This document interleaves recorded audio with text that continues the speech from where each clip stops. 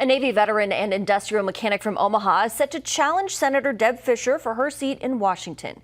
Dan Osborn announced today he will run as an independent candidate. He's 48 years old, graduated from Roncalli Catholic High School in 1994, and served 4 years in the Navy and then in the Nebraska National Guard. He began working at Kellogg's in 2004 as an industrial mechanic. In 2021, he led the successful strike at Kellogg's in Omaha to preserve 500 jobs here in Nebraska. He says he wants to move the country past partisan gridlock. He will officially launch his campaign on October 5th. Former attorney